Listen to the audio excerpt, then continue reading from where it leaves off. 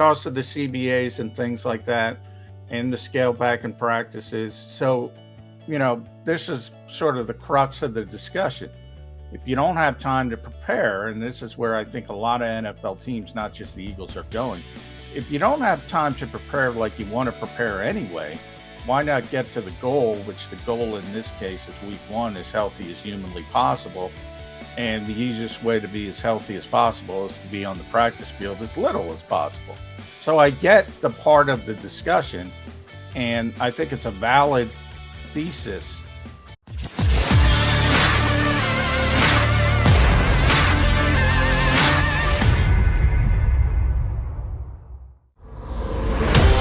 All right. Will the Eagles grab our attention at all? We've gone through the draft. We've had the schedule release. These are tremendous off-season activities that the NFL has spun into attention-grabbing vehicles. God bless them. Not one football was thrown. Not one tackle was made. But somehow, for weeks, we've been engaged in talking about the draft and about the NFL schedule making. Well, now we got to get into the meat of it. Actual football being played. With the Eagles, it'll be practice. With the Eagles, will be less practice than other teams because they're one of only two in the league that are not having any mandatory off-season stuff before camp opens up. They believe that less is more as far as off-season activity goes and practices and the like. How are the Eagle fans going to stay engaged, Johnny Mac, when the Eagles have and we'll find out over time whether they're right, wrong, or indifferent about this, where they're not going to practice as many other teams? Is it just put the green out there and everybody's going to pay attention for the little morsels that they get, or are the Eagles actually added a curve on this and they're playing this smarter than everybody else? It's a good question. I've talked about a lot. I don't know. The sample size is way too small. Like, I think the Eagles immediately go to the conclusion that, hey, we were pretty healthy last year, as opposed to the previous couple seasons, and look what we did. We should continue this. I mean, that is, any data science person, analytics person, whatever. That's a really small sample size. I would chalk that up to luck more than anything else. And, but we'll see. They believe in this and they believe this is the way to go. I think it's a more legitimate discussion, Jody, from their standpoint when they try to argue, well, look, this is the way the sport, the league is going because of the CBAs and things like that, and the scale back in practices. So, this is sort of the crux of the discussion. If you don't have time to prepare, and this is where I think a lot of NFL teams, not just the Eagles, are going, if you don't have time to prepare like you want to prepare anyway, why not get to the goal, which the goal in this case is week one, as healthy as humanly possible. And the easiest way to be as healthy as possible is to be on the practice field as little as possible. So I get the part of the discussion, and I think it's a valid thesis. And the Eagles have sort of developed this mentality, and this really goes back to Doug Peterson, because at the end of, even the Super Bowl season, I remember joking, all right, they've given up when Carson got hurt because they scaled back on practices. They were all banged up. I think people forgot how many injuries they had back then. And they scaled way back at the end of the season. They weren't even practicing on Wednesdays, essentially. That's when all the walkthroughs started that they've continued. And they went into more of a mental preparation mode. And it worked. It worked once, and they kept doing it. And, it's a playoff berth, and worked a little bit, not as well. And then, of course, the last season was kind of a disaster. I don't think it had to do with health or not practicing, or they just kind of, it was one of those years. The snowball started rolling down the hill. So I don't think the sample size is large enough to make definitive decisions, but I do think it's realistic to say, well, the old school Andy Reid, 2 a day, Bill Parcells toughing people up, the callus theory, can't do it anyway. So why are you going to kill people, especially veteran players who need their legs later in the season? I think it's kind of valid. It's one of the reasons Jason Peters couldn't stand Chip Kelly, because Chip Kelly had this mentality of, 21-year-old kid gets treated the same as 36-year-old veteran who's been through the wars, which doesn't make sense either. So I see both sides of it. I don't know if there's a right answer. I think the right answer, as always in the NFL, Jody, talent. If you have more talent, it generally wins out no matter what you do, to be honest. That's the way it works here in Philadelphia. The talent does win out. But if you ask most Philadelphia fans, these are Eagle fans and the other teams in town's fan, I'll get your uniform dirty. That counts more than talent actually does. That's just been a Philadelphia mindset for a long period of time. And speaking of mindset, I got to give the Eagles credit at least last year. And you take it back, rightfully so, to Doug Peterson, less of a practicer than Andy Reid, and maybe even more so going forward with Nick Sirianni. They did not have mandatory workouts last year. I thought that they specifically scaled back and took the word mandatory out of it to try and win over the players for Nick Sirianni. New coach coming in, never been a head coach before, had his less than stellar first press conference that I thought they said, we got to get a way to get the players on the coach's side. Let's lighten up on them. Let's give them non-mandatory work. Let them choose if they want to show up or not. They showed up in good numbers. I feared there were going to be too many veterans who are going to go, all right, you're not going to make it mandatory. Guess what? That's an extended summer vacation week for me. I'll see you guys in a couple weeks. But they didn't. They got guys to show up, whether it was for the coach's benefit or the player's benefit or for sports science benefit, for whatever reason. They did get enough guys to show up and just come in on their own accord, which was a good sign. And we should have maybe looked into that a little bit more and known, hey, these guys look like they're ready to have a season if they're showing up, even when they're not mandated to do so. Yeah, and I think that's sort of the way the Eagles have framed it. And I think it's valid, but I do think they draw, sort of the conclusion a little too easily.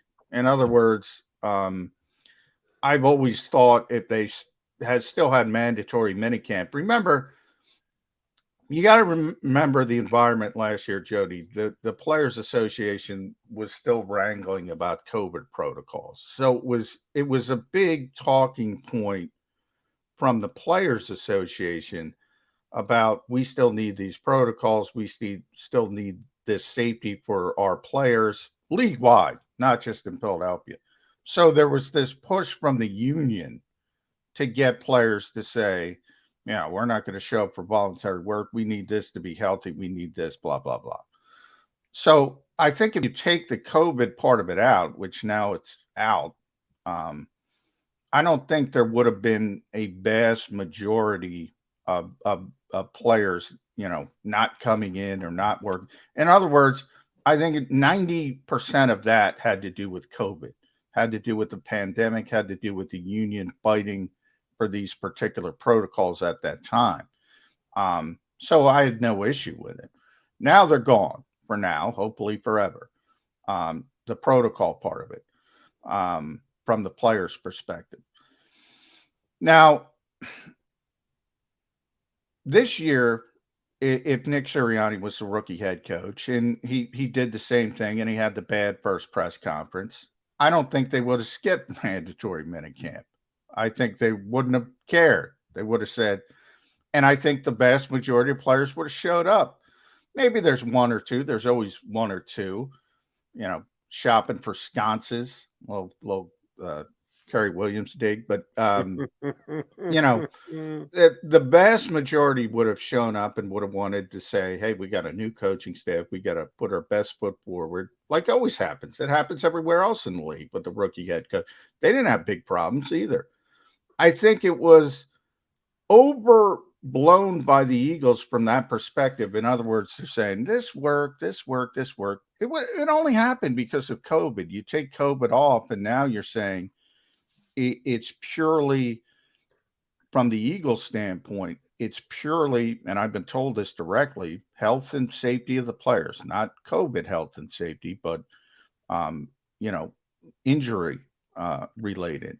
So that's what they're sort of hanging their hat on, but they're framing it like it was a big success last year. And I think last year there's a lot of context that's always left out of last year.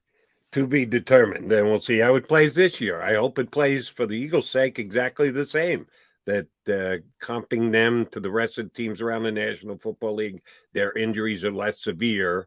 It may once again just be happenstance and coincidence, but they'll be able to make the argument. No, this is because we don't put our players at risk. We'll have to see how it plays out. All right, before we get our first guest up here, Paul Domwich of Philly Mag and the 33rd team's going to hop aboard. I haven't talked to Damo in a couple weeks. I do have one more Nick question for you. Not Nick Sirianni. That would be Saint Nick, the quarterback who took the Philadelphia Eagles to the Super Bowl. I always get nervous when that comes up. Well, but he's legitimately in the news. There was a report yesterday that Nick Foles, who was given his release by the Chicago Bears, free agent sitting out there, could be landing with a former Eagles coach. Yes, the Indianapolis Colts went out and got Matt Ryan, and don't kid yourself, he's going to be the starting quarterback. I hope they know in Indy that when you bring Nick Foles in, there will be a segment of your fan base that goes, hey, wait a minute, this guy won a Super Bowl. Why isn't he our starting quarterback? Get ready for that, Indianapolis.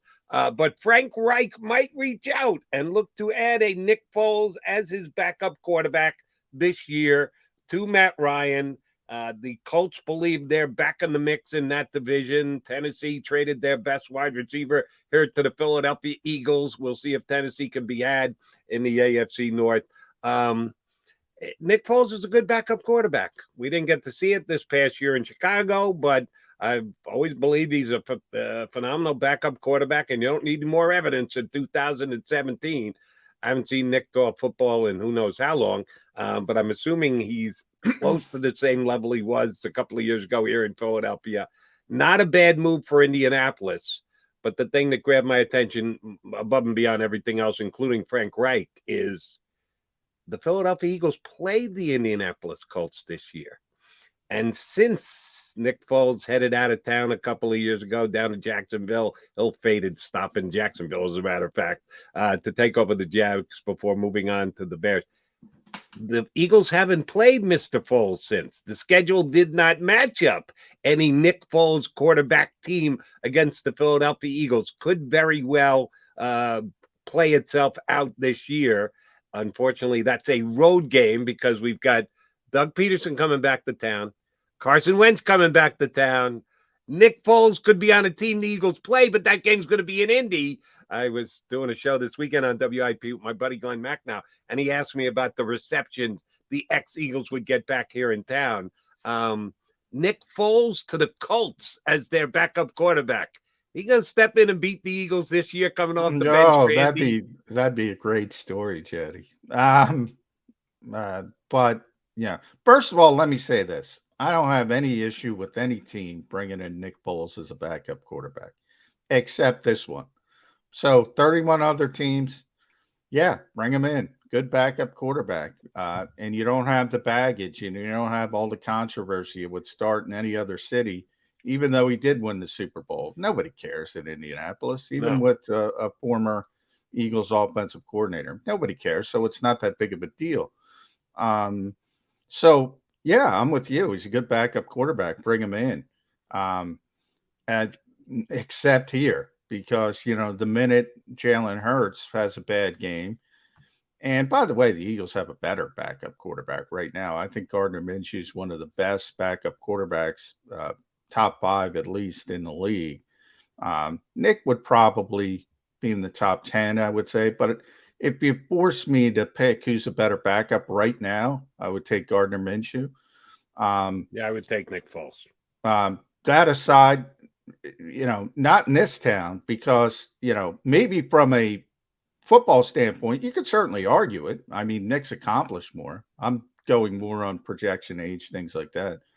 But not in this town, Jody. I mean, the minute Jalen Hurts has a bad game, you know it better than anybody. You've been on the air in this market. I mean, you're inviting controversy. Now, it doesn't matter in any other city. They literally don't care, and it'll be about any other sort of starting quarterback, backup quarterback dynamic. So from that standpoint, I have no problem with any other team doing it. But this city, no, you can't do it. And by the way, even Nick Foles, the last time this came up, Nick said, I don't want to go back there. I don't want to go back there. So, but if he came and Matt Ryan got injured, beat the Eagles, that'd be a heck of a story. I would say that. Just making note of it here on Monday, May 16th, that in week 11, when the Eagles go to Indianapolis, if Nick Foles either gets the nod because Ryan is injured or comes off the bench because Ryan goes down, it'll be the first time since he left town that Nick Foles got to play against the Philadelphia Eagles. It'll be a nice, easy Monday, Birds 365 thereafter, because we know what the conversation would be about. All right, we're pretty sure we know we want to talk about with our next guest, schedule, upgrade, James Bradbury. Oh, yes, I'm going to beat that drum again today with our next guest. Paul Domwich from Philly Magazine and also the 33rdteam.com going to jump aboard here on Birds 365.